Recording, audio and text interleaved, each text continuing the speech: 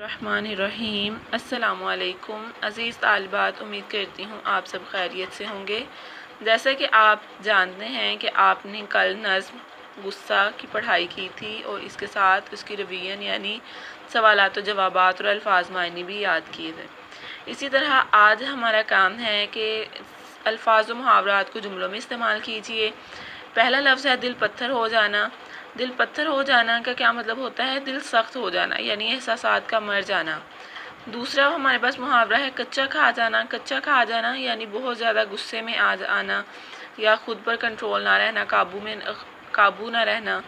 اور تیسرا ہمارے پاس لفظ ہے الٹ پلٹ۔ الٹ پلٹ سے مراد ہوتا ہے ترتیب خراب کر دینا یا ترتیب کو بدل دینا، چیزوں کو بکھیر دینا۔ چوتھا لفظ ہے میل۔ میل بھی اس کو پڑھ سکتے ہیں اور میل بھی پڑھ سکتے ہیں۔ میل کہتے ہیں گندگی کو اور میل کہتے ہیں ملاپ کو یعنی ملنے جلنے کو۔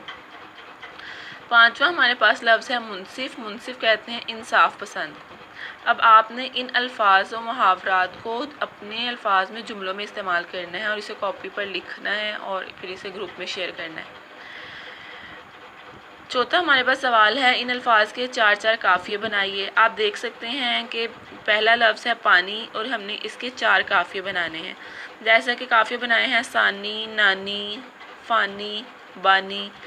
یہ قافیہ ہوتا کیا ہے؟ قافیہ اصل میں جب نظم لکھی جاتی ہے یا غزل لکھی جاتی ہے تو شعر کے آخر میں ردیف و قافیہ ہوتے ہیں۔ ردیف کہتے ہیں آخری والے لفظ کو اور قافیہ کہتے ہیں آخری لفظ سے پہلے والے لفظ کو۔ یعنی ان قافیے سے مراد ہے کہ پیچھے آنے والا، یعنی لفظ شعر جو ہوتا ہے، شعر کسی بھی شعر میں ایسے 2 لفظ جو بار بار دہرائے جائیں یعنی وہ ہم وزن الفاظ جو پہلے مصرعے میں آتا ہے اور اسی طرح اسی کے ہم لفظ الفاظ دوسرے مصرعے میں بھی آئیں تو ہم ان کو قافیہ کہیں گے۔ یعنی ہم وزن الفاظ جس سے تکرار پیدا ہو ان لفظوں کو ہم قافیہ کہیں گے۔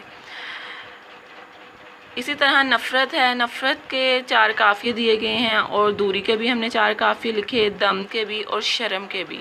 کیونکہ آپ یہ دہرائی کر رہے ہیں اور آپ نے یہ کام پہلے بھی کیا ہے اس لیے میں آپ کو اس کی وضاحت کر رہی ہوں کہ قافیہ کسے کہتے ہیں۔ باقی کام چونکہ آپ پہلے کر چکے ہیں، آپ خود بھی اسے جانتے ہوں گے اور آپ نے یہ کام پہلے بھی کیا ہوگا۔ تیسرا ہمارا سوال ہے کہ ان الفاظ کے متضاد الفاظ نظم سے تلاش کر کے لکھیے۔ جیسے موم، موم کا متضاد کیا ہوگا؟ پتھر۔ اور موت، موت کا متضاد کیا ہے؟ جیون۔ جیون زندگی کو کہتے ہیں، ہم اسے زندگی بھی لکھ سکتے ہیں لیکن چونکہ یہ ہم نے الفاظ نظم سے تلاش کر کے لکھے ہیں، اگر یہ فرض کریں کہ آپ کو پیپر میں آ جائیں تو آپ نے ضروری نہیں کہ وہ نظم والے الفاظ ہی استعمال کرنے ہیں بلکہ آپ ان کو اپنے الفاظ میں بھی لکھ سکتے ہیں۔ جیسے موت کا متضاد کیا ہوگا؟ زندگی۔